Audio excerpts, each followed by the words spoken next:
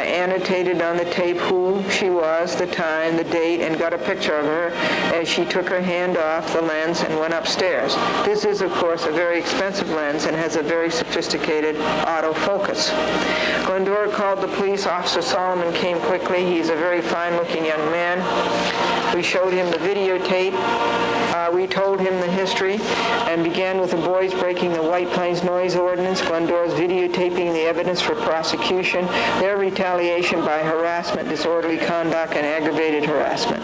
The officer told Glendora what could be done. As the officer left, opening our door to the front hall, Daniel Walsh was standing right there outside of our front door. They never can leave us alone. They are at the door, at the windows, at the front yard, at the backyard, at the cellar, constant persecution. Daniel Welch said to Glendora, "Hello, fat," and I will not say the word. This was terrific. He won Glendora's case for her right in front of the police. Now the police can make a charge. Glendora said, "What did you say?" Walt said, "Hello, fat," and he repeated it.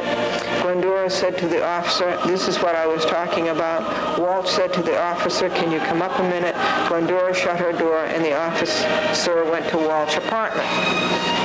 The time on Walsh, Alpucci, and Larkin today was 3 hours. June the 24th, 1993, Thursday, 5:40 a.m., Franklin discovered that one of our tomato plants had been pulled up and thrown into the wild plants. The prime suspects are Roberta Walsh and Candy Alpucci. Strong suspicion is that they did this while we were away last evening, continuing their bawdry behavior. 15 cigarette butts were on the 10th window was done this morning in the southeast bedroom. 3 to go. It is tough work. Each window takes an hour, but only the ones in the front were filthy black. It must have been the oil burner.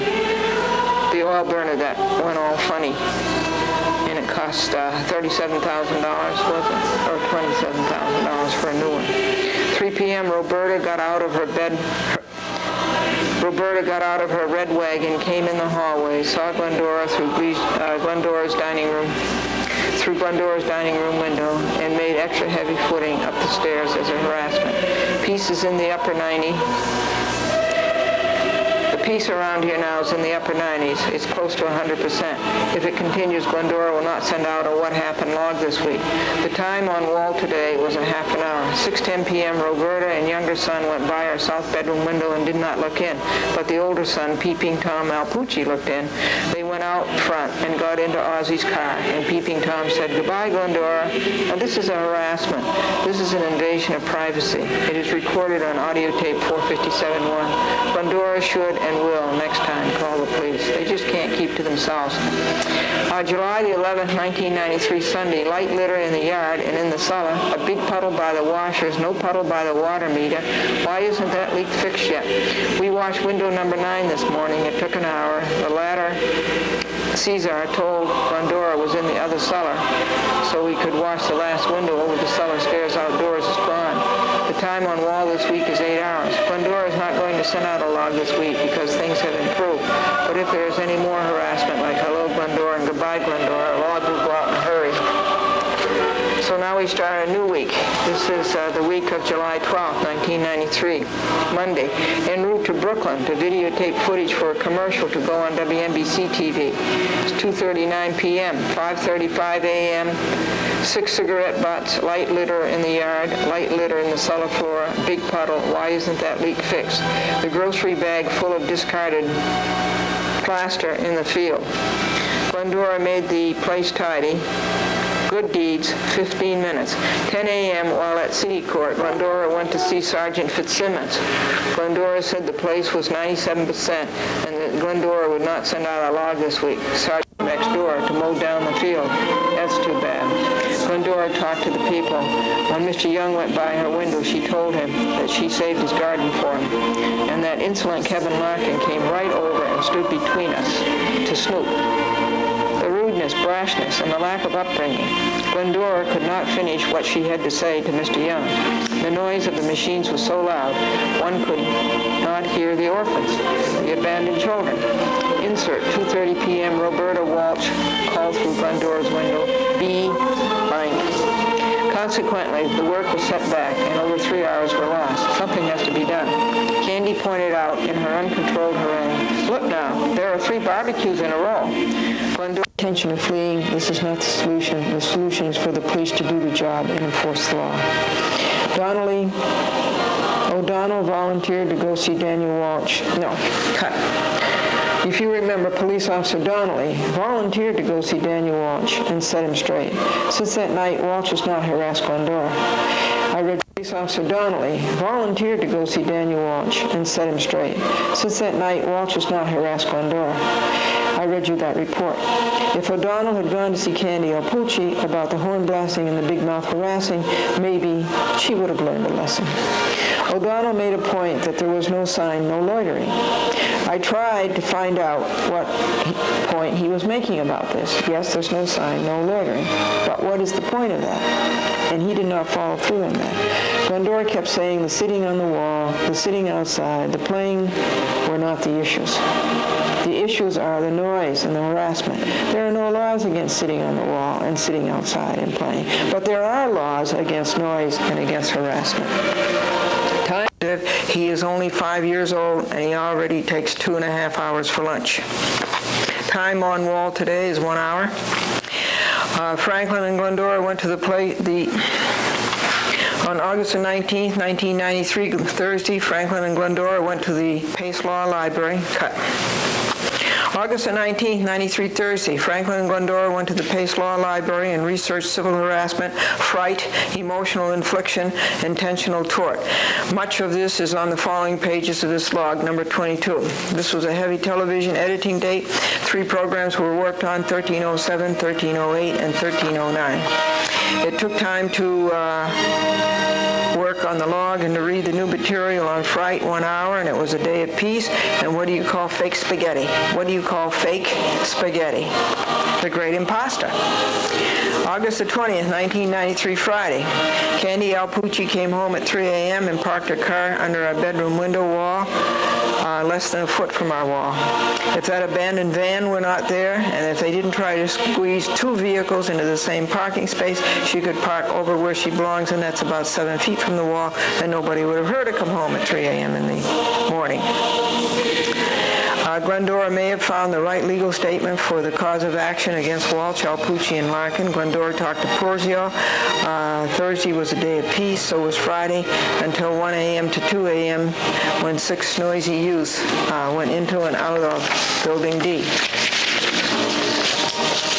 Here is a police report.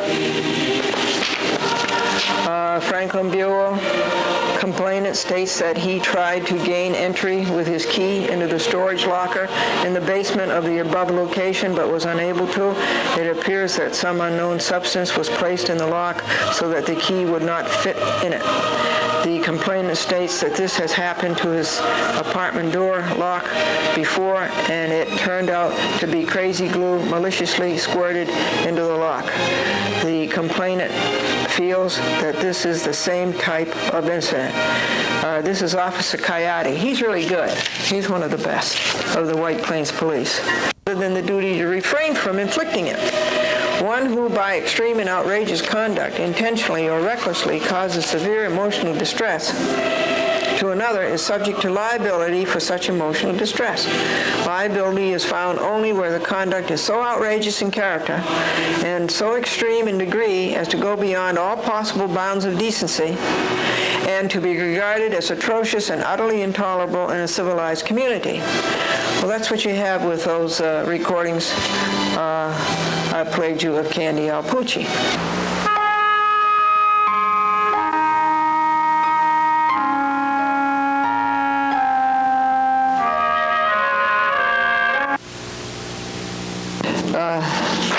That's pretty serious. That's interference with freedom of speech, the First Amendment. And I've seen those lawsuits go for $6 million in federal court. That's a dangerous thing to do. The cause of action is law-breaking. The action is eviction of Walsh, Alpucci, and Larkin. The cause is violation of the harassment law. Walsh engages in a course of conduct and repeatedly commits acts which alarm and seriously annoy another tenant and which serve no legitimate purpose. Intentional torts, willful, wanton, intentional conduct to alarm and annoy. Banging on Glendora's door, banging on the mailboxes, which you just heard a moment ago, on the wall, oral attacks, abusive and obscene language, which all of these arise without Glendora's ever speaking to the Walshes. Glendora has never spoken to them since April 12, 1993. All attacks are unprovoked. All attacks come out of the blue. Glendora cannot exit or enter her home without oral assaults, personal injury, tortious acts, grounds for eviction. These are grounds for eviction of Walt, of Alpucci, and of Larkin. The same applies to Cut. These three families can be evicted on the basis of the destruction of your property, the $92 you had to pay for a door lock, talking to the landlord, apartment 2A, the damage to your property, banging the mailboxes, slapping the door to 2A, the stolen doormat, the willful and malicious littering of the yard with cigarette butts, the 3 window panes broken by Theo Alpucci, maliciously throwing a big ball at the window, trying to hit Glendora on the head.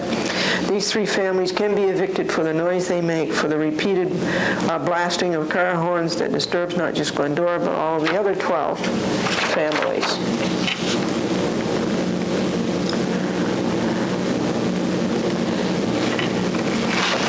Glendora versus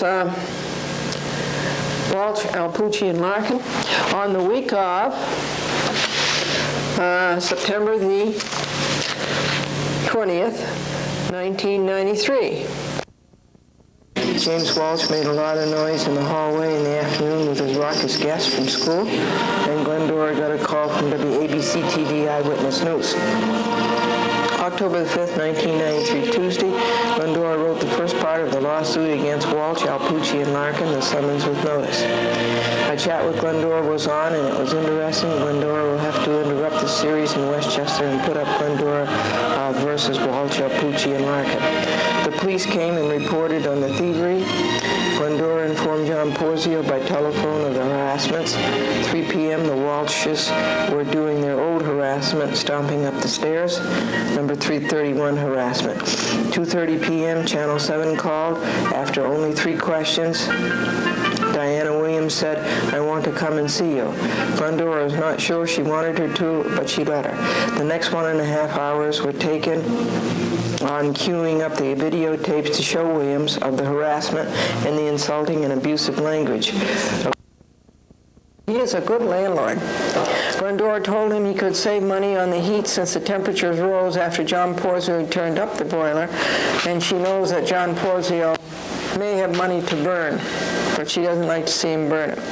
Glendora doesn't like to see 10:50 a.m., Nella Alpucci blasted her car horn out front. The Walsh family, like elephants up and down the stairs, they went. When Glendora and Franklin go up and down the stairs, you cannot hear it. It took 3 hours to rehearse the editing of chapters 4, 5, and 6 this Thursday. Imagine that, just to rehearse the editing. Not to do the editing, just to rehearse it.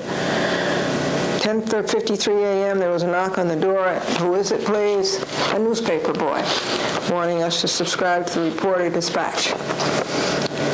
Well, I sort of would like to, but I know I don't have the time to read it. 4:10 p.m., 3:46 p.m., who is my new detective? Don't know. Call Monday. 4:10 p.m., James Walsh and an outsider playing football on the front lawn, precisely where the landlord has told them not to. It costs the landlord $400 to replace the lawn every time they ruin it. Glendora videotaped them. James Walsh comes crying to his mother. She is videotaping us. So what? His mother cannot stop them. Harassment number 561. The reason for calling was to ask Glendora if she would go to mediation. Glendora said she would have to answer that one in writing. This does not seem to be a matter that fits mediation. Do you think so? Mediation is a situation where 2 sides give a little when the minds meet. What Walsh, Alpucci, and Larkin want is for the record making to cease. They want the record on paper, on audio tape, and on videotape, and hence on television to cease. That's what they want. But they are in control of that. They are in control of that.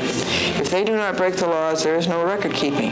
How many more times and in how many more places and to how many more people does Glendora have to say that? If they want the record-keeping to cease, then they cease breaking the laws. The problem started with their breaking the law, the White Plains Noise Ordinance, yelling, shouting, hooting, whistling at any time or place of the day or night so as to annoy or disturb the quiet, peace, repose, and comfort and health of any person in any dwelling or any residence. That's the White Plains Noise Ordinance. They broke it. That's how it started. When asked to cease and desist, Walsh, Alpucci, and Larkin refused. Then the videotaping started for the record, so that the lawbreakers could not lie about it. They started more retaliation with more law-breaking. That was their answer to it, and more harassment, and mental disturbance, and insulting and abusive language, and vandalism, and thievery.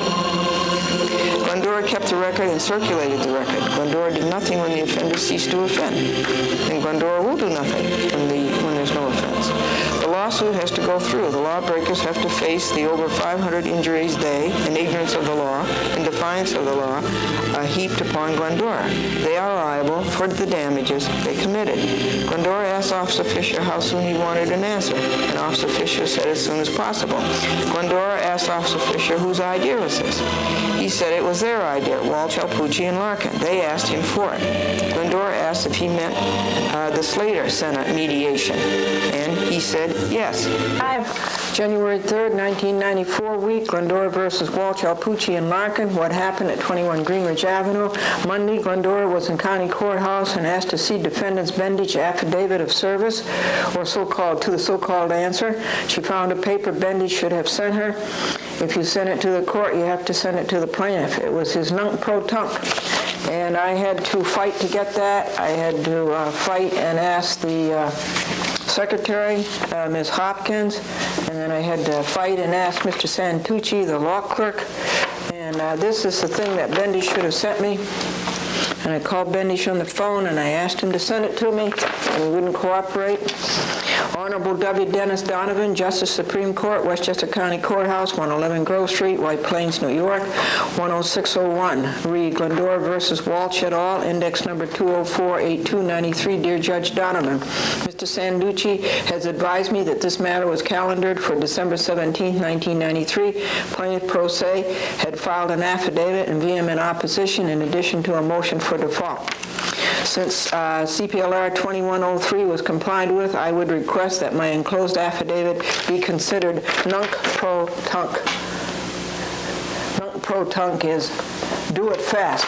But you see, that's not right. The Bendich never sent me a copy of that. I didn't know that this was going on. He shouldn't talk to the judge and not tell me about it. And nunc pro tunc shows that, like all of his papers, he's mishandled it entirely. And I had to fight to get these affidavits of service, a copy of these affidavits of service of the so-called answer to my motion, to my complaint. And then I had to fight to get this affidavit of service for this nunc pro tunc letter. All right. He should have sent that to Glendora. It was with his screwy one-page affidavit. She also saw his affidavit of service for that, which was after the return date. What a messy job Bendich did. Nella Alpucci called TCI last Tuesday night and said she would sue them for libel and slander. That is, libel and slander mean that lies were told, and everything told here is the truth. Libel and slander are hard enough to win when the truth is being told. You cannot win them on Nella's lies. Glendora talked to Lieutenant Quinn and asked him why Eric Fisher called TCI. All of this violates the First Amendment right to free speech. John Porzio had a door closer put on the outside cellar door. It is nice. Glendora taught, this news came, Glendora has a right to have people come to her home without Walsh and Alpucci intruding. There's some privacy left in this world, isn't there? Mr. Santucci said, remember where and what and who started this. And here it is. The breaking of the law by the Walsh, Alpucci, and Larkin families, the White Plains Noise Ordinance, April the 11th, 1993, Easter, yelling, shouting, hooting, whistling, or singing at any time or place so as to annoy or disturb a person's quiet, peace, comfort, repose, health, in any dwelling or other residence. That is the law that they broke. And when Glendora stood up for her rights and began videotaping her evidence instead of reforming, said hoodlums started a long campaign of retaliation and more law-breaking, harassment, vandalism, thievery, abusive and insulting language, horn-blowing, fright, mental disturbance, and littering.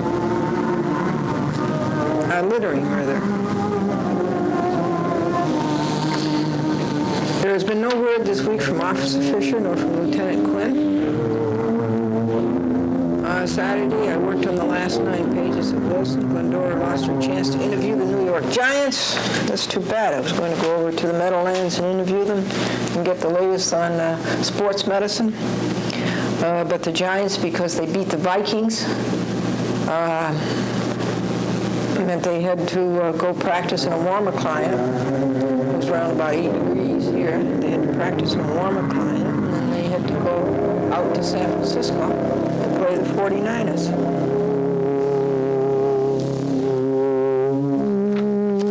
And we bought 21 Greenwich Avenue. What happened? And this is we're up to Tortious Act number 569. On January the 17th, Monday, Glendora reported to Officer Fisher the latest tortious acts and harassments. Franklin was distributing last week's log to the apartments in this complex. Nella Alpucci opened her door and said to Franklin, quote, "Get away from my door, you F blank blank K-I-N-G lunatic." F was on his way down the stairs from 4B. She picked up the envelope and threw it at him. That's number 570 and number 571. At 12:50 p.m., Glendora went to her cellar bin. The 200-watt bulb was stolen. This is the third time a bulb has been stolen from outside her bin. Then the value is about $2.80 approximately, and the 3-way adapter was missing between the bulb and the ceiling fixture, number 572 and number 573. And the porcelain ceiling fixture was vandalized. There's another one. This number 574. It is impossible to screw the bulb into the socket. Something has been done to the threads. Glendora came upstairs and reported this to John Porzio, the owner, and then she called Officer Fisher to report it to him. He was on the road. 1:30 p.m., Glendora came out of the apartment with a camera recorder to go edit with her backpack of accessories and her editing box full of videotapes. Simultaneously, Roberta opened the door, Roberta Waltz, that is, of her apartment on the second floor. Roberta sounded down to Glendora, quack, quack. It was the same sound as 3:50 p.m. Thursday, January the 13th, so now Glendora knows them. The ones on Thursday were done by Roberta, so this is number 575. These are the people who wanted to mediate. These have been harassments from all 3 families. There have been harassments from all 3 families in 1 week, Larkin, Alpucci, and Walsh. 1 minute later, Roberta closed her apartment door and called in a loud, high voice, "Glendora!" That's number 576. When Glendora left the front glass door as Franklin pulled up and Glendora got into the Lincoln, Roberta called from her second floor window, "Quack, quack." She did 2 other quacks. It was 6 quacks in all, number 577 and number 578. The weather was sleet, icy, underfoot, and snow all over the ground. 32 degrees. 32 degrees. We went to Terrytown and edited from 1:40 p.m. to 7 p.m.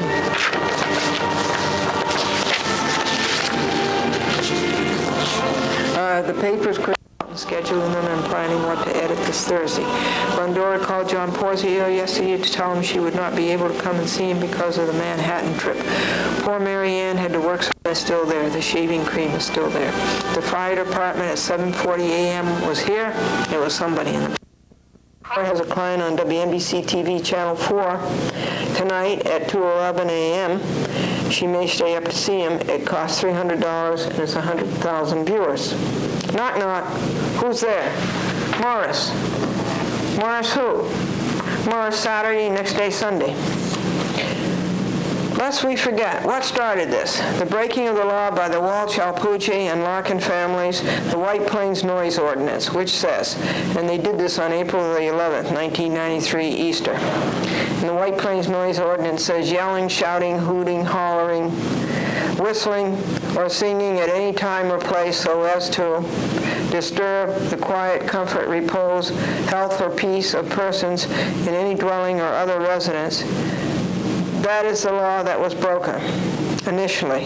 And when Glendora stood up for her rights and began videotaping her evidence, instead of reforming, said hoodlums started a long campaign of retaliation and more law-breaking, harassment, vandalism, thievery, abusive and insulting language, horn-blowing, fright, mental disturbance, and littering.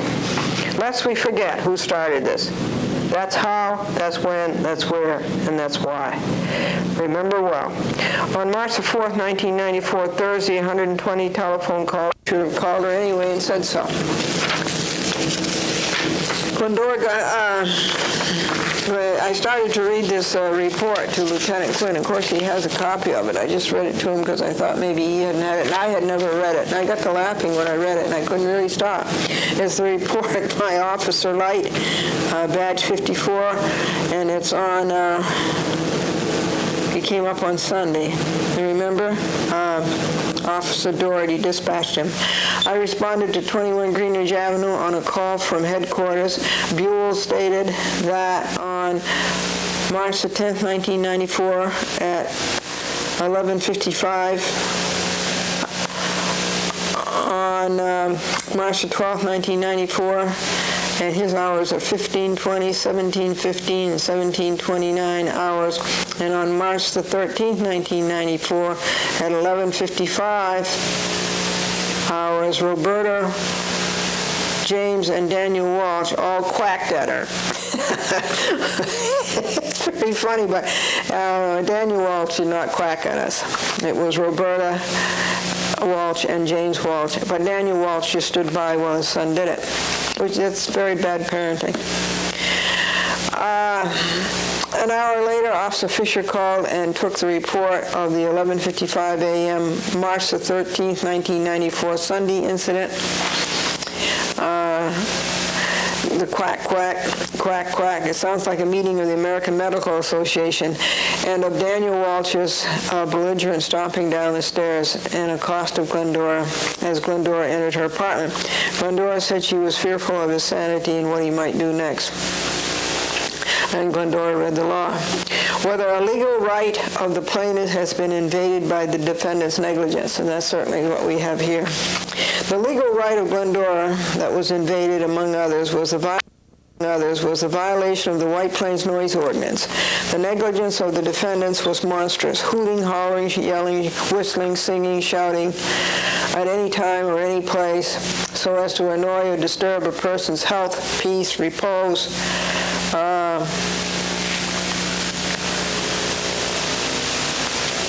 quiet, comfort in any dwelling or residence. It's as simple as that. And it is 9:14 p.m. now, and the snowplow just arrived. I answered the dumb letter from Wilson, Bobby, and Alexandra. 1 hour today, and 1 hour yesterday. Father, to the mother, where did we get that flat tire? And the kid from the back seat said, from the fork in the road. What these two Walsh males did at 9:30 a.m. was an intentional act of causing mental disturbance and is against the law, and they are all liable for damages. They break the law again. They have not yet learned to live a clean life. Roberta Walsh broke the law Tuesday, 8:18 p.m. with insulting and abusive language, saying quack, quack when we came home from the Gannett annual meeting. This is actionable. This is a disturbing utterance, and she intended it to be. This is a tort. Well, that's nice. You should show everybody your foot, Katie. Yeah, that's very nice. Yeah. Well, it's a lovely foot, Katie. It's just lovely. This is a disturbing utterance, and she intended it to be. This is a tort. She has a duty to refrain from inflicting of emotional distress. She, her husband, and her son, they go beyond all possible bounds of decency, and what they do is utterly intolerable in a civilized community. They do not belong here. Done the wall office work for today, Saturday at 1:30. Franklin said that he called Porzio in the afternoon because the furnace had started making terrible noises. And so things went along that night until 11:10 p.m. I went to sleep an hour early. I went to sleep in daylight at 8 p.m., to sleep until 5 a.m., and then at 11:10 p.m., the most terrible racket came from that poor furnace. It was awful. I recorded it on videotape. I ought to play it for you. It's unbelievable, the racket. And people started showing up in the cellar from the other units. There's 16 units here. Franklin went down. I called Porzio's answering service, and I said, "Can you hear that racket?" And of course they could.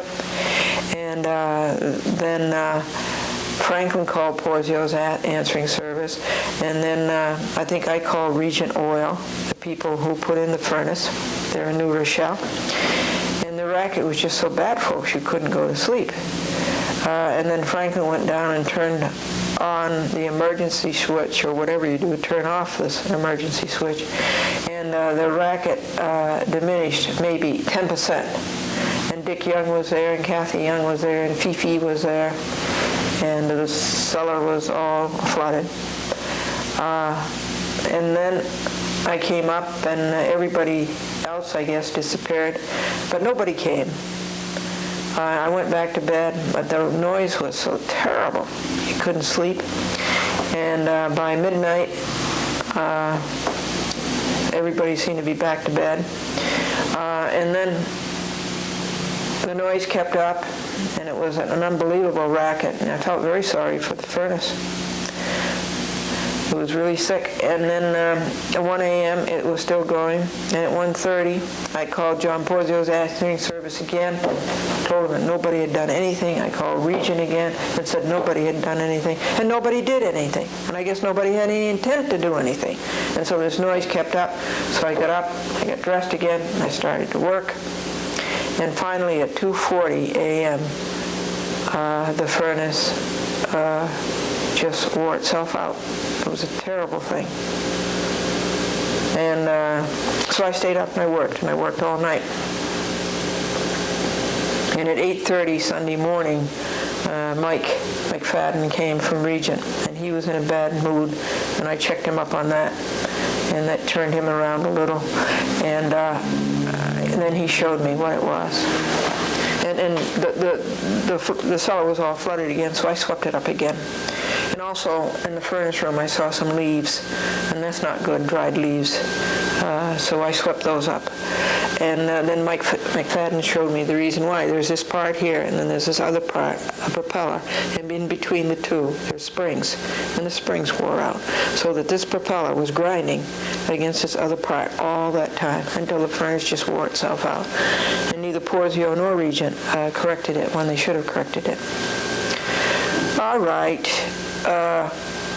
Water, and Kathy Young had come over and said she wanted Richard to stand by while she took a shower while the hot water was left. So Sunday morning at 5:30 we did our laundries, and they were done in cold water. And so that's what I pay $28 for, the furnace, every month. But I did pay that at 7 p.m. Saturday night before all this racket started, and before the furnace had this great illness. 85 degrees today, so he didn't need any heat, and that the furnace was going to be turned off until he got this part, and he would hope to get it tomorrow, Monday, and but that we would have hot water. So thank you, Mike. Doing the laundry on Sunday, and they propped open the door again with a wastebasket, and I took away the wastebasket so the door could shut, because that is not right, and it upsets John Porzio. And when I went down to the locker again, it was propped open again with a wastebasket. As regards to what happened Friday night, I'm going to read you what it was. It's very bad. So we worked on this, getting it all typed, and then it had to be copied. And then Monday morning it had to be taken to Judge Wood. Westchester County, President Honorable Harold L. Wood, Justice. Glendora plaintiff against Daniel Walsh, Roberta Walsh et al. The index number is 2048293. This is an affidavit. Glendora, being duly sworn, deposes the following. On May 20th, 1994, Friday, 7 p.m., Glendora and her husband, Franklin, returned to their home after serving on the state attorney general and submitting 9 records on appeal and 9 briefs to the appellate division. Glendora unloaded articles from the Lincoln. Franklin was parking the car. Glendora, minding her own business, came in the front door of the Building A, 21 Greenridge Avenue, White Plains, New York, and started up the 5 stairs to her apartment door. The voice of Roberta Walsh, out of the blue, with no provocation, came echoing through the hallway from her doorway on the 2nd floor. Roberta Walsh said, "Glendora, F blank blank K-U." Glendora had no recorder on her audio or video. Roberta continued her unprovoked attack, repeating, "F blank blank K-U, Glendora." Glendora went up 3 steps toward the 2nd floor. She looked directly into Roberta's eyes. There was an odor of alcohol in the hallway and of cigarette smoke exuding from her apartment 3A. Roberta's face was flushed, fiery red. Glendora concluded she had been drinking. As Glendora, saying nothing before this, during this, nor after this, observed Roberta intently, Roberta headed away from the 2nd floor banister toward the open door of her apartment, and as she has done 5 or 6 times before, called, "Look at her, Danny. Come out and look at her," as if always trying to drum up the false impression that Glendora is doing something wrong. Glendora continued to watch Roberta. When Daniel Walsh came out of the apartment and said, "Don't even talk to her, she's an idiot," Roberta started to say something else, and Daniel forced Roberta into the apartment, his hands on her back, pushing her through the door, both hands. Daniel said to Roberta, "She might arrest you," and then sneered, "A citizen's arrest." Roberta called to Glendora over her shoulder, "Call the cops." Both disappeared into their apartment. Son James Walsh was home at the time. This is a bad environment for a youth. Foul language, tobacco, whiskey, and beer. Glendora did not say anything, not before this attack, not during it or after. For the first time, Glendora had an idea now what may cause these irrational acts of Roberta Walsh. It's alcohol abuse. Suddenly it became clear why she has, so many times, out of the blue, initiated these unprovoked attacks. The insulting language, the abusive language, the littering outside of Glendora's apartment, the taking of 4 doormats, the doorbell ringing, the smearing of garbage on Glendora's apartment door, and all of the others. It is the inebriation. A person in his right mind would not do these things. There have been 6 occurrences like this since the filing of Glendora's order to show cause why the 3 Walshers should not be temporarily and then permanently restrained from annoying, abusing, disturbing, taunting, and harassing Glendora. These occurrences show the intent of these violators and the urgency for this court to stop these indecent outbursts beyond what the average member of the community will tolerate. Glendora immediately called the White Plains Police after the May 20th occurrence. The duty officer heard the complaint and will report it to the officer handling this case, Officer Fisher. Will the court please act swiftly to stop these tortious acts with a penalty of contempt of court, fine, or jail? Freedom from mental disturbance is a protected interest. Battaglia versus the State, 1961, Volume 10, New York, 2nd edition. This is a reporter. They report all the law cases. Page 237. Also, Volume 219, New York State, 2nd edition, reporters, page 14. Also 176, NE 2nd, page 729. And also we have another case of the same thing, Ferrara versus Galluccio of 1958, Volume 5 of the New York 2nd, page 16, volumes 176, New York 2nd, page 996, volume 152, NE 2nd, page 249, and 71, American Law Review 2nd, 331. And the last reference is one I'm not familiar with. Plaintiff urges the court to grant quickly the relief to which he is entitled: peace, quiet, repose, health, comfort in her own dwelling. This case has been in the Westchester Supreme Court since November the 8th, 1993. Dated White Plains, New York, May the 23rd, 1994. Yours in truth, Glendora, Box 416, White Plains, New York, 10602-914-949-9495. Subscribed and sworn to before me this 23rd day of May, 1994. Annette DeSanto, Notary Public, in the County Clerk's office. To Bruce P. Bendage, Suite 210, 399 Norwood Road, White Plains, New York, 10603. Alexandra Karamitzos, Wilson Bave, 2 William Street, White Plains, New York, 10601. And to all defendants. The affidavit of service that this was served upon the people just listed, and to all of these defendants, and to all the other people, would be John Porzio, Chief James Bradley of the White Plains Police, all the defendants, the Harrison Police Department, let's see, there's some more, Charles Kilkenny, Lieutenant Quinn. That's it. That was submitted to Judge Wood on Monday morning. That was really quite a day. That was early in the morning. And then we submitted to Judge Silverman the Cablevision motion to sanction Dolan and Cofault. The first one is the White Plains Noise Pollution Ordinance, yelling at any time or place so as to annoy or disturb the quiet, comfort, repose, health, or peace of persons in any dwelling or residence. Now we're going to have to capitulate here. We're going to have to feed Katie. And Judge Wood, here's the New York State law that Roberta and Daniel Walsh violated on May the 23rd, 1994, Friday at 7 p.m., insulting or abusive language. New York adheres to the majority view, which holds that insulting or abusive language can be actionable if it is sufficiently outrageous to a person of ordinary sensibilities, as this certainly is.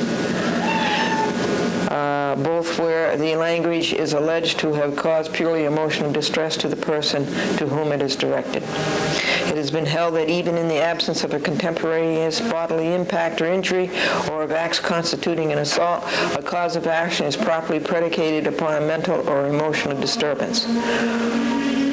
Disturbing utterances such as profane, which we had here, insulting, which we had here, humiliating, which we had here, abusive, which we had here, language. And now that brings us up to today's joke. Peter said that when he went for a ride in his friend's new car, he obeyed all of the seatbelt rules.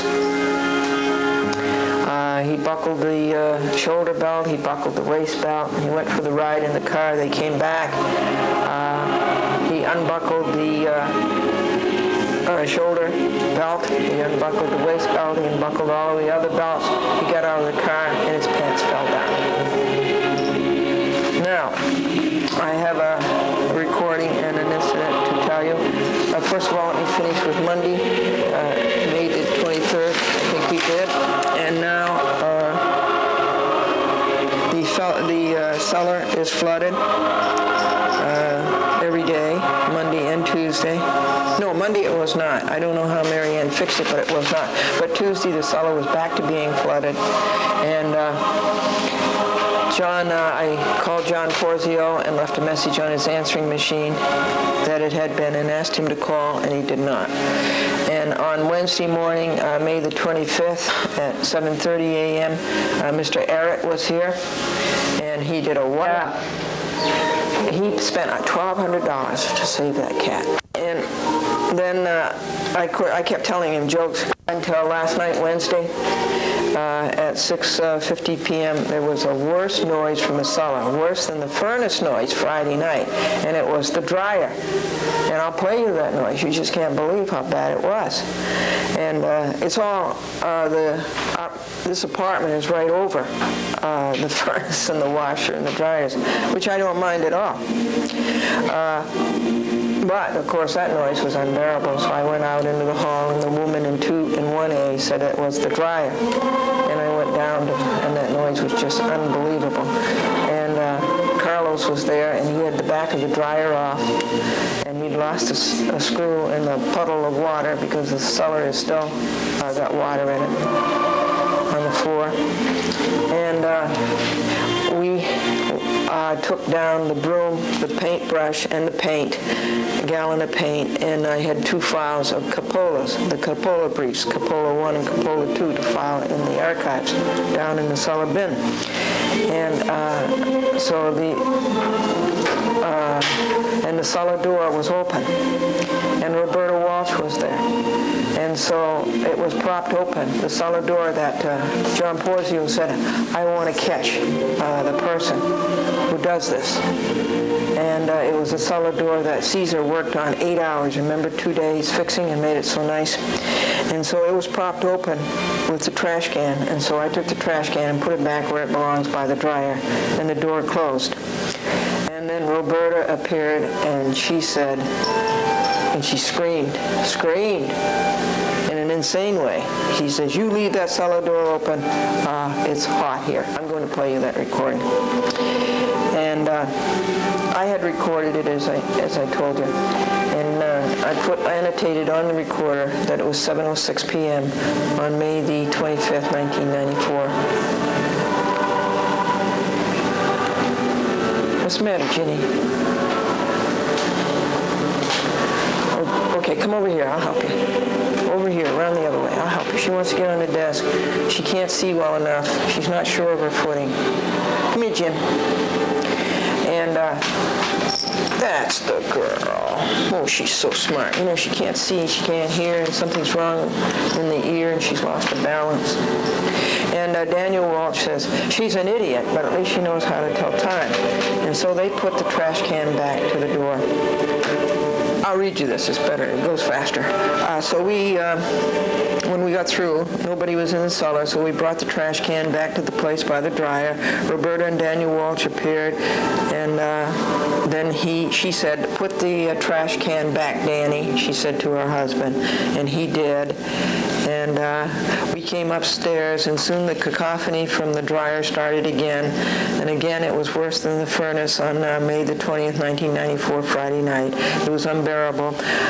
Glendora went down and unplugged the dryer. She left the trash can holding the door that Caesar worked so hard on to fix 8 hours. She closed the door, brought the trash can back. Roberta Walsh came down later after Glendora was back in her apartment, and she did not plug in the dryer again.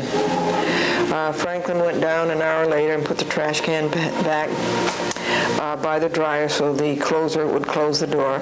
Since the TV was hooked up to the videotape recorder for this week's videotaping, I couldn't watch TV, and I had to listen to the radio. And at 7:40 p.m., I went to sleep until 4:45 a.m., and a chat with Glendora was on TV on Cablevision in Harrison at 8:30 p.m., and in the morning, Glendora saw that 2 calls on her recorder, her telephone answering machine, had come in because the button blinks and tells you how many calls there were. And I never heard the telephone ring. At on 5/26/94 Thursday today, I got dressed and I fed the cats at 5:15 a.m. and I fed the raccoon, and the trash can was holding the cellar door open again, so I returned the trash can back to its place by the dryer. The back of the dryer was off and just left there. The lint blower tube was disconnected. There was another metal part on the floor about 3 feet high and a foot wide, and the flywheel and the chain and another great big gear were all exposed. And I have to insert that at 7:15 p.m. Wednesday night, I called John Porzio. The answering service took the message to please call soon, and he never did. At 5:56 a.m. Thursday morning, I called the White Plains Police. I woke them up. They really sounded sleepy. I reported what had happened last night. The officer was Officer Sight, and she listened to the report, but she said Officer Fisher would be taking the report, and Glendora said again, what you should be doing is having me come down there, take a criminal information, and then having the Walshes come down there and let me arrest them, a citizen's arrest. And at 6 o'clock a.m., I called John Porzio again, talked to the answering service, and gave her she asked what it was about, and I said it was about the driver, it was about Roberta Walsh propping open the door and that John Porzio wanted to catch whoever was doing that. And it was about abusive and insulting language and on and on. And I asked her if she'd been up all night. She says, yep, I'm up all night. I says, how many nights a week do you do that? She says 6.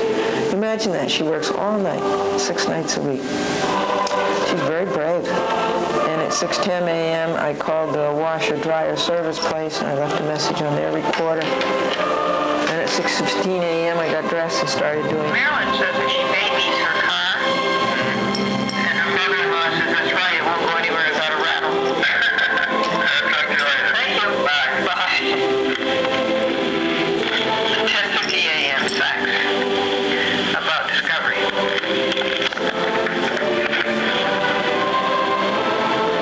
Don't bite, Jeannie. Don't bite. She goes from biting to kissing. Now she goes from kissing to biting. Don't bite the hand that feeds you. Jenny. You want your ears scratched. That's what she is. She's frisky. I can't stand that crowd. That's the noise of the dryer.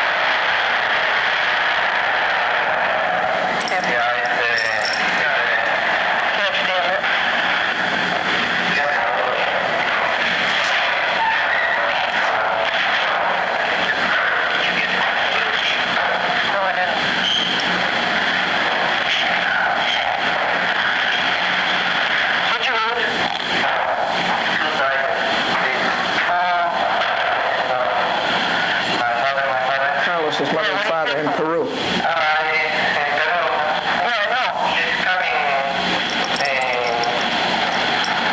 Carlos is a tenant in 1B. They're all from Peru.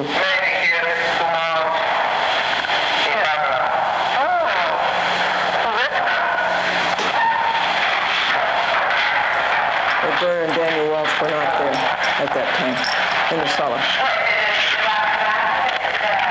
That's Roberta Walsh.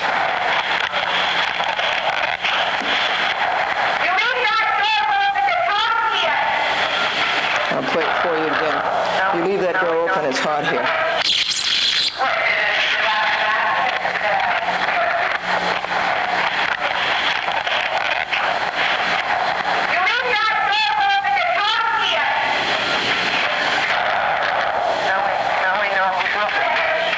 That told us.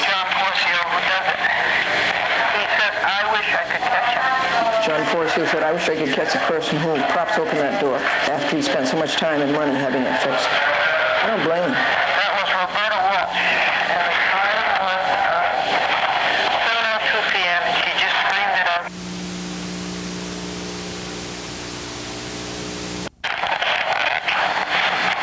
You mean not there over the top here? Now we know who does it. That told us. John Porzio who does it. He says, I wish I could catch him. John Porzio said, I wish I could catch the person who props open that door after he spent so much time and money having it fixed. I don't blame him. That was Roberta Walsh. And the time was 7:02 p.m. and she just screamed it out. You leave that door open. It's hot in here. Now we know, Frank. Okay? Don't go away. What? We're busy putting away the things in the cellar bin. Okay. And we were all set to go upstairs, and so I put the trash can, let the door close, and this is what happened.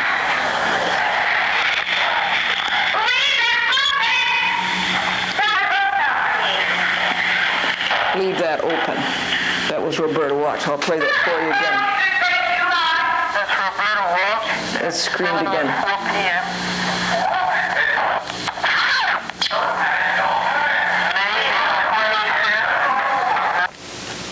I'll play it again.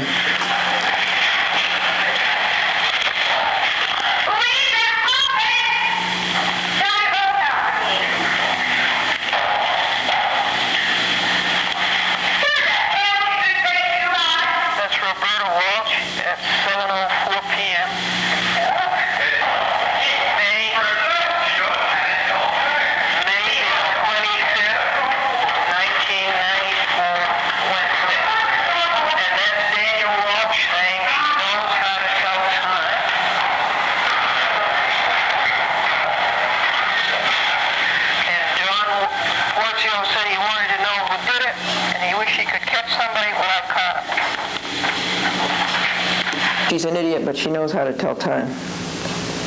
We said nothing to them before, during, or after. This is a telephone call to John Porzio's answering service. Yes, would John Porzio please call Glendora? Glendora. Glendora. Okay, the number?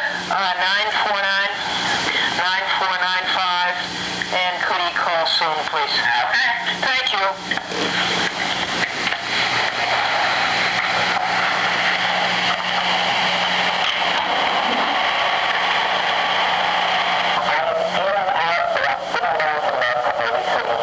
Cablevision Yorktown. Franklin went up there and picked up 4 programs and handed in 4 more programs. Noise of the dryer again.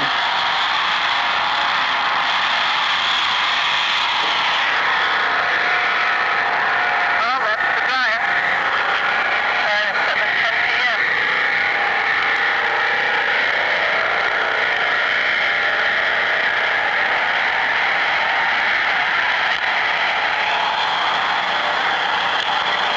Nobody could listen to that. You know, you can't have that. It's just unbearable. You can't have that. That's warranty habitability breach thereof.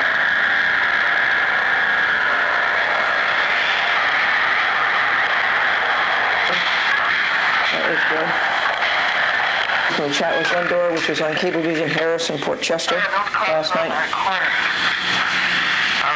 night. Calling White Plains Police. What happened on June the 9th, 1994, Thursday, just as soon as the videotaping was done and all the reports were up to date, in walked Franklin with a check from Lydia Gallicano for $1,580. So that is over, folks. And the next morning, Franklin typed the satisfaction and mailed it to John Ornberger, who has now moved up to Beverly Road, which is in White Plains, just off of Old Mamaroneck. Or anyway, that's where he said to send the check and not to send the check, but to send the satisfaction. We closed it with the sheriff. The satisfaction was notarized. It was shipped out, and that matter is closed. There were 5 lawsuits, Glendora versus Lydia Gallicano. She brought on 2 of them. One was a small claims action about the marble that she claimed we destroyed, and she never even owned the marble. I never could understand how Judge Freer could let that go. Anyway, Judge Freer dismissed it, so we really won that one, and we've really won this one. This was the bad decision of Judge Holden, and I appealed it to the appellate term. The appellate term reversed it, and so it's over. It's paid, and it is satisfied. There are no judgments against Lydia Gallicano. And then what else happened on Thursday? Oh, yes, we went over to TCI, folks, and we edited, and Franco was all titillated. This is the annual report of 1993. Of course, the annual report of 1994 won't be here until 1995. Programs get videotaped, and on Thursday afternoon, they get edited. Some Cablevision of Harrison and Port Chester. Will cablecast from VHS. Now, that's good. I'll have to show you. Folks, all of these tapes that you see here are on the format 3/4 inch cassettes. For years, cable companies would accept only 3/4 inch. And those are the programs that are going to be edited today for a chat with Glendora. You've got 1512 has to have a cleanup at the end for the closing, and the VHS archive of it has to be done also. 1513 has to be finished. It has about 10 minutes to go. 1514 will be a new program, the one that's being videotaped right now. 1515, 1516, 1517, and 1518. That refers to the 1,518th Chat with Glendora program. And then over here you see the VHS. Now the VHS format you're very familiar with. That's the home video format. And over here you see the 8 millimeters. I'll give you a better look at those later.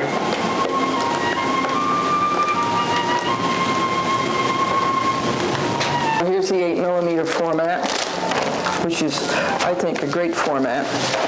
And I've been 42 years in television, and I spent maybe a third of my life changing from one format to the other on videotape. You know, at first the 2-inch videotape came in. And that's exactly what it was. The videotape was this wide, 2 inches. That was Ampex. And that was around 1968. Now this is the 8 millimeter. And this will hold 2 hours. That's terrific. It's a great format. And now, as I say, you're familiar with the VHS. These are what the archives go on. We have 4 programs on every archive. And then I'll show you this 3/4 inch that you're probably not familiar with.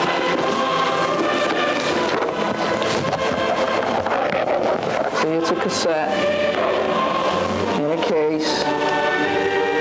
And the videotape is 3/4 inches wide. You can't see the videotape because it's encased in this cassette. Now, in addition to that, folks, this is what we do for cable. And for broadcast, the commercials have to be on 1-inch reel-to-reel, not cassette, 1-inch reel-to-reel. And so that's how it's gone. It's gone from 2 inches to 1 inch to 3/4 inches to 1/2 inch and to 8 millimeter. And I'm telling you, you go nuts going from one format to the other, and you spend 1/3 of your life doing it. I wish that these technologies could get themselves organized and standardized. There's really no need of that. But of course, the more you do it, the more they make money. The more tapes you have to buy. It takes 3 hours a week, or well, an hour when you count the traveling, to edit the program every week. When you edit it, what you do is transfer from 8 millimeter to 3/4 using an edit controller, which is a computer that gives you an in point and an out point. And then you lay down the music in the background, and you put up the character generator, the graphics. A Chat with Glendora used to have beautiful openings and beautiful closings. The reason the closings were so beautiful that everybody was glad to see it come to an end, but they used to be very nice. They used to end with a sevenfold amen. There isn't any time to do that. Now they just end. They just start. There's no opening and there's no closing. So someday we hope to get back to doing a better job.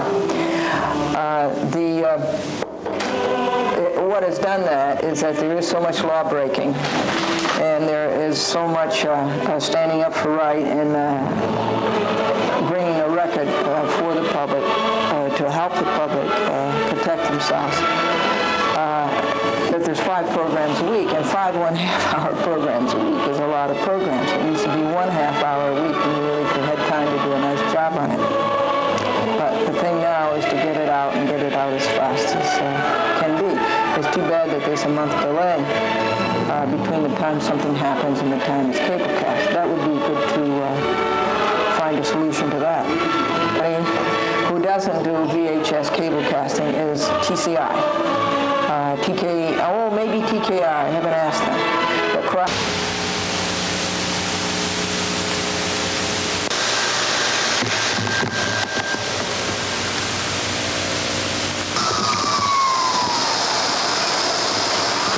that's Roberta Walsh and Candy Pucci at 4:19 p.m. I was working at my desk. the south window.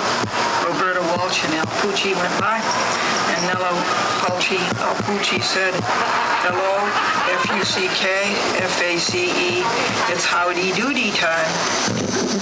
And that's on July the 27th, 1994, on Wednesday. Insulting and abusive language, harassment, intent to cause emotional disturbance, and totally unprovoked. Nothing was said to her before, during, or after.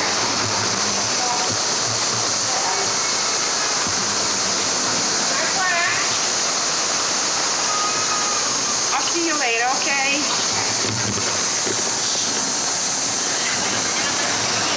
Candy, would you look at this?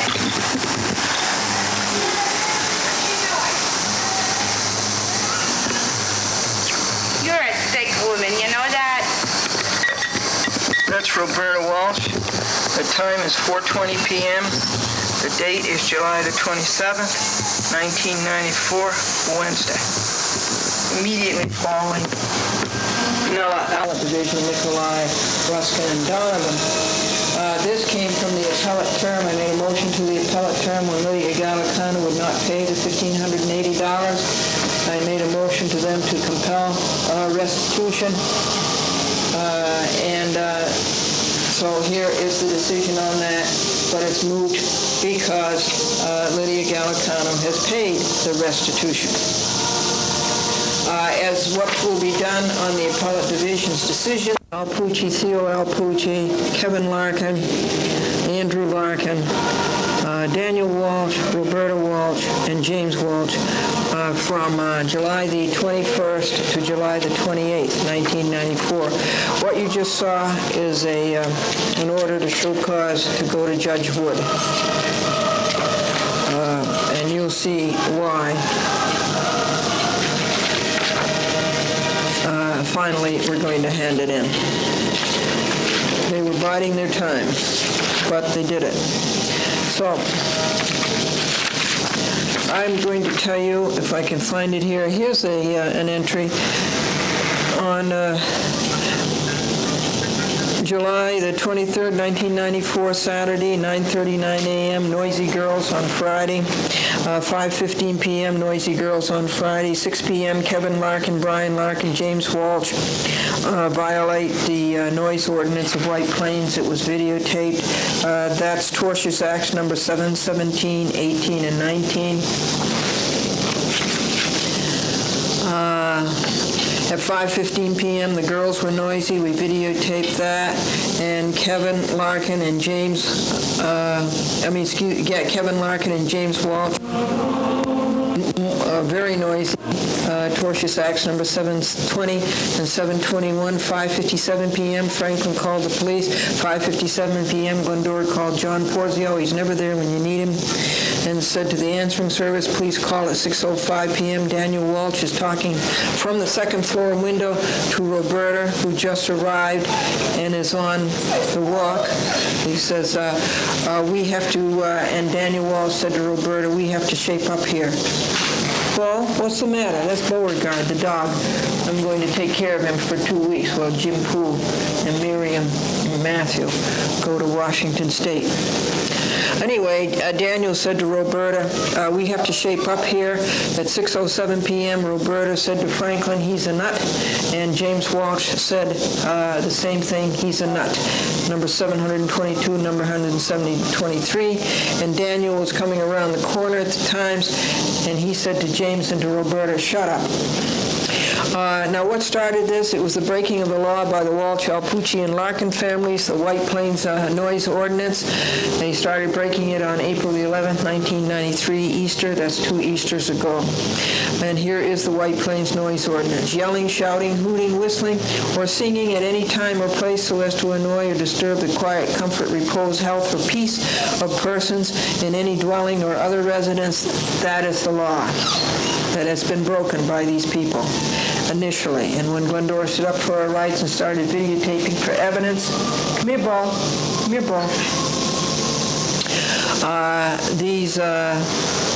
Instead of reforming, these said hoodlums started a long campaign of retaliation, more law-breaking, harassment, vandalism, thievery, abusive and insulting language, horn-blowing, fright, mental disturbance, and littering, which is going on to this day. That's Bowes Fir. At 6:30 p.m., there was peace. Insert. At 6 p.m., Kevin Larkin threw 2 rocks at the girls who live in 3C, the apartment over him on the second floor. He threw the rocks at their west living room windows. Porzio never called, not Friday and not Saturday, but he did call on Sunday. The halls in the cellar have not been cleaned all week. The cigarette butt on the cellar floor, that would be Nella Alpucci or Roberta Walsh. That's number 724, Tortious Act. Friday, 2:11 p.m., Roberta, 2 blasts on the horn into Glendora's dining room window, breaking a law. Number 725 and number 726. Saturday at 4 p.m., Glendora was trying to rescue Ginny Cat from heavy rain and thunder. Ginny cannot hear voices. She can hear only hand claps. Glendora called Ginny from the east cellar door. Ginny, because of nerve damage, thought that the hand clasps were coming from a different direction, and she went in the wrong direction. So I came through the cellar and to the east front door, and I had to clap loudly for Ginny to pick up the right direction. Ginny did, and Glendora got the cat to safety, but Roberta was mocking the hand clapping from her kitchen window on the second floor. Number 727, Tortious Act. Glendora asked the woman in 1A if she saw anyone in Glendora's apartment Wednesday when Glendora was at jury duty. The woman said it was Cesar, the repairman, who does such nice work. The woman was amazed that neither Porzio nor Cesar had told Glendora. That's right, they should have told her that they were in her apartment. The woman said she saw water coming through the laundry area ceiling in the basement and told Porzio. Cesar came and the faucet was on. There was water swelling the countertop, the cutlery drawer, and filling the refrigerated dishes and the bowls under the sink. And Caesar took Glendora's linoleum to the basement to dry. And the question is, who turned on the water faucet between 8:30 a.m. and 9:15 a.m., July the 21st, 1994, Wednesday, number 728? Who came through the window and did that? Glendora may join new defendants to the lawsuit. She may join Neil Alpucci, Ferdinand Alpucci, and Brian Larkin. And here is the CPLR rule that tells you about joining defendants. You can make an application to the judge to do that. Insert. On July the 21st, 1994, Thursday,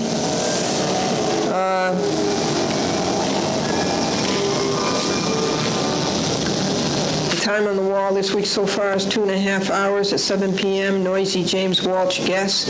Somebody nice watered the shrubs Friday. Salem cigarette butt on the cellar floor. Roberta or Nella. 7 p.m. Friday, Daniel Walsh cigar smoke as he sits like Humpty Dumpty on the wall pervades our southeast bedroom. Cigarette smoke of Roberta and Nella does the same. We're up to number 10732, Tortious Acts. On July the 24th, 94, Sunday at 5:40 a.m., the cellar was flooded. 3 large bugs were in the cellar. You know those bugs with the square heads, great big eyes, and the gossamer wings? They're huge. They were in the cellar, and that comes from leaving the cellar door open at night. Nella Alpucci does that, and Roberta Walsh does that. The washing machine was broken through abusive usage. The dryer change slot was broken. Come here, Ball. Ball. Ball. Are you heartbroken that your people have gone away? I gave him a big dish of frozen dessert. At 6:15 a.m., we swept water in the cellar. That takes a quarter of an hour to do that, folks. I lost 25 cents in the dryer. The kitchen cupboard floor is still wet. It'll be a week drying because it's composition. You know, it's not real wood. Real wood would dry. But it's like trying to dry a pad of paper that's soaking wet. You know, that would take a week. It was 2 hours to clean up the kitchen Wednesday, wash the dishes, the bowls, the bottles, the containers. They're all dry now. Question, who came into Glendora's apartment July the 21st, 1994, Wednesday, through a window and turned on the water between 8:30 a.m. and 9:15 a.m. I called the washer repair dryer man. I'm tired of being Porzio's caretaker. I have to leave the bin door open to air out the mildew from the locker next to it, which is the locker that belongs to 3E. 4:47 p.m., peace so far, sunshine the first time in a while. At 11:45 a.m., I took articles out of the bin to get rid of the musty. The same out of the bin that is going to Elizabeth. The Larkins are moving. Big news, the Larkins are moving. That's 1 down, 2 to go. They're moving tomorrow, Monday. Fifi does not want to swap parking spaces. Porzio called Glendora. The dryer change slot is broken again. The washer is off the pedestal. Mary Ann was here and made the place, the hall in the basement, look better, but it still is not a thorough job. The cellar floor is still dirty. 7:15 a.m., Kevin Larkin, Brian Larkin, and Neil Alpucci and Theo Alpucci deliberately, as defiance of the court, purposely, as defiance of the White Plains noise ordinance, designedly, as harassment, paraded by Glendora's windows facing east to the parking area and began the ball-throwing noise, the taunting, the abusive and insulting language. It is on videotape. It will be on TV. I think you've seen it. That's their last hurrah. The order to show cause will be presented again to Judge Wood tomorrow for contempt, jail, and fine. Laws broken were the noise ordinance, harassment, which is criminal, insulting and abusive language, a tort, and willful infliction of emotional distress with no physical effect. Number 739 to number 759, tortious acts. The insults were vile, just like the language that their parents used. The parents teach them these things. Glendora, you're an idiot, was one of them. To Franklin, high veterinarian instead of veteran. Must have been quite a war, quote unquote. That was Theo Alpucci. Franklin is a D-Day veteran. These obstreperous youths and their parents have no respect for the United States of America. The Larkin youths are sons of a Harrison policeman. This speaks well for the Harrison Police Department, which already has a severely tarnished record. Bald head was another insult by Theo defendant. At 7:22 p.m., Kevin Larkin climbed the window, the outside east wall, climbed up the window of the bathroom and looked into the bathroom. His hands were here and his head was there. I was standing, happened to come into the bathroom, was in the doorway, fully dressed, fortunately. And there I met eyeball to eyeball Kevin Larkin looking in our bathroom window. What kind of parents would allow this kind of behavior from an infant? An infant is anybody under 18 years old by the law. He held onto the aluminum base of the storm windows. His head was fully above the same. He looked into our bathroom. Glendora entered the bathroom and faced Kevin head-on, eyeball to eyeball. And Kevin Larkin is the son of Harrison policeman Andrew Larkin. And that's a fine upbringing, isn't it? And no wonder. Wait till you hear what Andrew Larkin did. Kevin Larkin dropped down to the ground and ran as fast as he could toward his apartment 1C. His mother stopped him and talked to him sternly. This is the first time we have seen any parental discipline from Patricia Larkin and Andrew Larkin. Glendora videotaped Kevin and Patricia. Theo deliberately got into the TV picture. He likes being on TV, apparently. He was singing, "We Love You."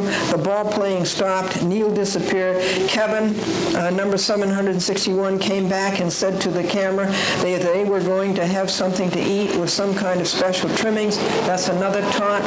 He never can keep his big mouth shut. The girls got into the camera and started showing off. Within 2 minutes, everybody had desisted. At 7:30 p.m., there was peace. Glendora and Franklin went grocery shopping. It was a complete victory. Insert. At 6 p.m., there was a racket in the cellar, and this is number 762. Glendora rushed down to see if her property in the basement bin, which she is trying to dry out because of the mildew was okay. Kevin Larkin and his father, Andrew Larkin, were at the dryer. Glendora said nothing, and she came through the cellar door. Andrew Larkin said to Glendora, totally unprovoked, don't you SCREW me, I'm doing the F blank blank blank KING laundry. Glendora said nothing, went back upstairs to get the audio recorder, and came back down cellar to finish her job, which was to go to the basement bin and lock it up. This is fine parental language to use in front of an infant. This is fine language to come from a Harrison police officer. At 9:44 a.m. on Monday, July the 25th, 1994, the Larkins are moving their possessions out of 1C, Building C. That's one down, two to go. That is one. The report is that Al Pucci renewed the lease in May, much to the disappointment of neighbors. The time this week on Wall is 6 hours, and that ends July the 24th, 1994 week. And the number of tortious acts is 762. That's included in the order to show cause, which I'm going to tell you about. July the 25th, 1994, Monday at 10 a.m., Glendora was videotaping out front, nothing to do with the Larkins, who are moving today, and Kevin Larkin has to come to the front with his big mouth, and it's because of you. Well, that's a lie. It's because of the Larkins' law-breaking. They are the ones who started this on Easter 2 years ago. It's not because of me. I did not break the law. They did. So put the blame where it is due. They could have stopped breaking the law anytime they wanted to. Glendora videotaped their rider, truck, and Kevin taunting.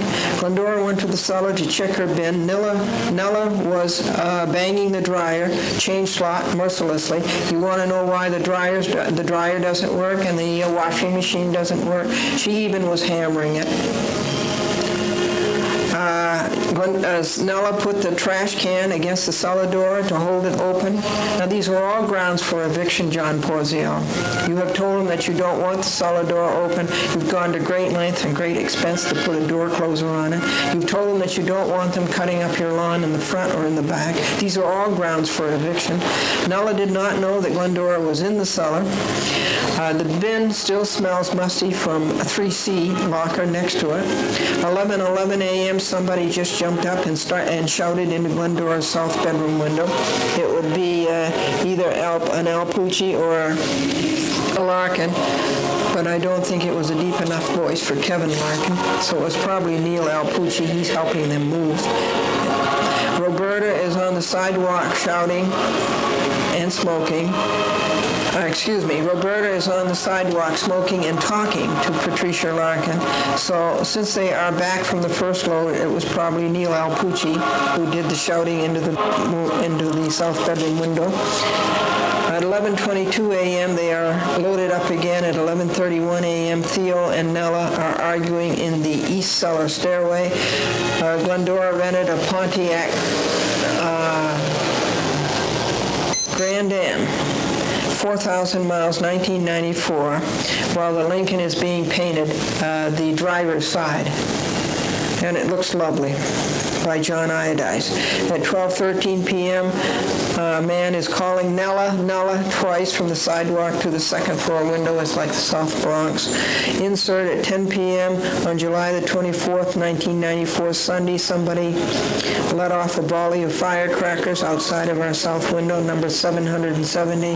At 1 p.m., Theo Al Pucci just looked into my south bedroom window. He's the great peeping Tom, and that's 771.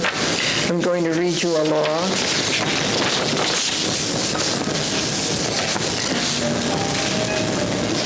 Because I'm going to tell you what happened in Judge Wood's courtroom. In just a second. The law is Civil Practice Laws and Rules, Disclosure, Article 31. This is Law 3103. F, Contents of Insurance Agreements. Now, this applies to Kevin Larkin and Andrew Larkin and their insurance company, General Accident, and their lawyer, Kevin Conboy. A party may obtain discovery of the existence and content of any insurance agreement under which any person carrying on an insurance business may be liable to satisfy part or all of a judgment which may be entered in the action, or to indemnify or reimburse for payments made to satisfy the judgment. At 2:20 p.m. Monday, Glendora called Larkin General Accident Law Firm Wilson to remind them to be at Judge Wood Conference for a day certain to complete discovery and get this case to trial. Assignment. Glendora told Wilson what Kevin did last night at the bathroom window, and teenagers brighten up a home, don't they, folks? Yeah, they never turn off a light. At 2:32 p.m., Roberta broke the law twice, horn blast into our dining room window, and that's tortious acts number 772 and 73. On Tuesday, July the 26th, 1994, at 5:40 p.m., Glendora checked over the order to show cause.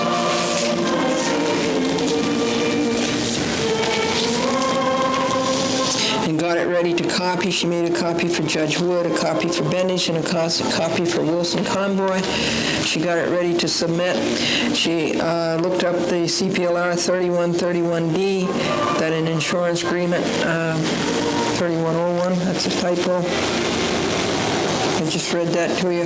So we're all set for Judge Wood at 9:15 a.m. I gave Franklin a ride. I stopped at the Riemann Auto Body.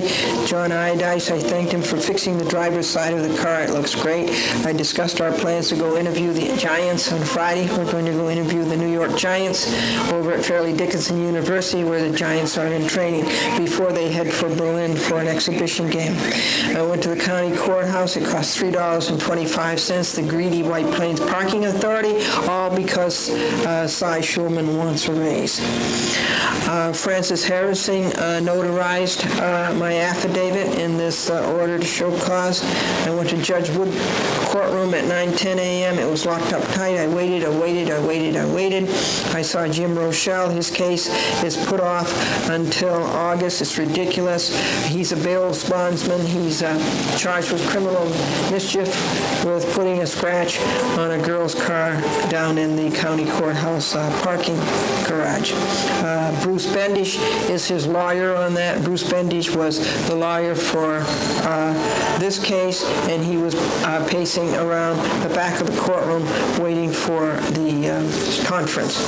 Judge Wood was doing conferences, and this is Bowles for... So we were waiting for hours, and I waited from 9:10 a.m. to 10 a.m. That's 50 minutes. I saw somebody walking around in a black robe, and my goodness, it was a judge I know, and I was so glad to see him. I kissed him on the cheek. His name is Judge Rabin. He was the chief judge of the Yonkers City Court. They have 6 judges down there, and he had to retire because he was 70, and it's too bad. He's got more energy, and he probably does more work and gets more things done than any of the younger judges. But he had to retire, and I said, what are you doing now? And he said, hearing cases. I said, are you a JHO? That's Judicial Hearing Officer. And he said yes. And he has a room right there near Judge Wood's courtroom on the 18th floor of the county courthouse tower.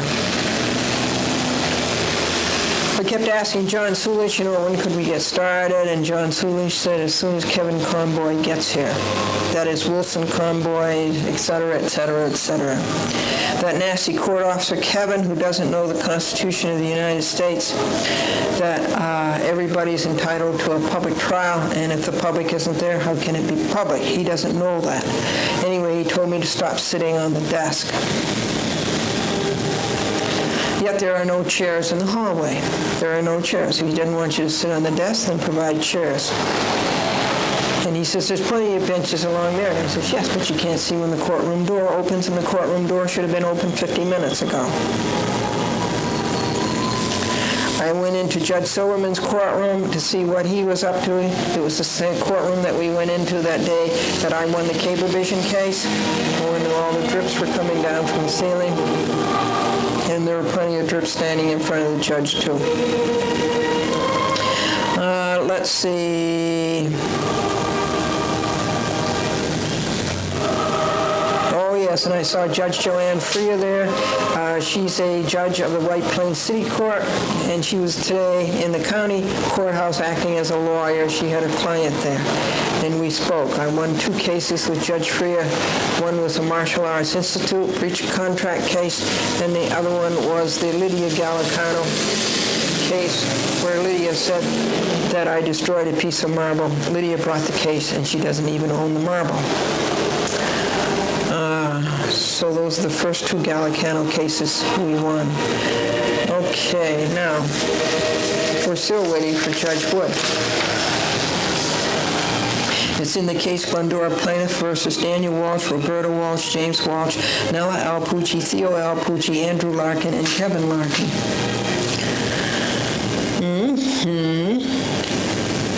Finally, John Sulich called Glendora to come in. She took the seat nearest Judge Wood's desk. Conboy and Bendich came strolling in.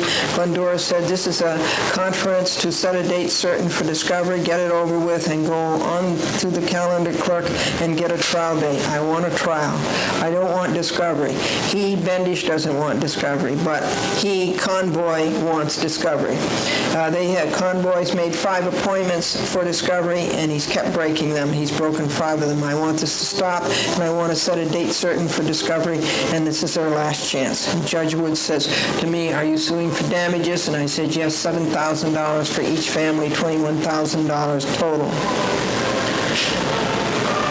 And Kevin Conboy says, "This woman is always complaining." And I said to myself, yes, because he's the lawyer for Larkin, because Kevin Larkin and Andrew Larkin are always breaking the law. So when people break the law, you complain. Conboy says, "I represent only the Larkins," and Bendich finally decided that Bendich says, "I represent the Walshes." Well, neither one of them said they represented the Alpuccis. So I says, "Well, who represents the Alpuccis?" And Bendich says to Larkin, "Do you represent the Alpuccis?" And then Bendich looks at me. He says, "No," he says, "I represent the Alpuccis." Some lawyer, huh? Some lawyer. He doesn't know that he represents the Alpuccis. Conboy said her complaint is all over the place, and Glendora says it is not. It is a very orderly and well-put-together complaint. And Judge Wood set a date in August. Conboy said he was going to be on vacation. This is another stall. What a bunch of loafers Wilson is. Judge Wood asked Glendora to pick a day last 2 weeks of August, so Glendora took the very first day. That would be August the 22nd, and Wood says at 10 a.m. in the morning. Glendora says no, it has to be afternoon, 2 p.m. So that was settled. Now that is a date certain, Glendora asked, and Judge Wood said a date certain. "Do you know where they are?" Judge Wood said to Glendora, and Conboy started giving the address, and Glendora is writing down the date on her calendar, and Judge Wood says, "Glendora, listen, you may have to know where it is." And Glendora says, "I know where it is. It's in an alley." It is. It's there, right near Subway sandwiches. It's right near the building that has the heart, the cast iron heart. That's made out of pieces of heart of lawyers. Okay? It is the cast iron moldings of the hearts of all of the lawyers along there who have sold their souls, their hearts. All right. And here is the calendar with Glendora on it. Can you see it? The printing is pretty faint. Yeah, I guess you can see it. Glendora, Pro Se versus Walsh, Daniel et al. And the case number is 93020482. And it says what kind of an action in this? Well, it's not a motor vehicle, it's not a matrimonial, it says other. Well, what it is negligence, personal injury. Glendora, Conboy said his clients had moved out of the complex, and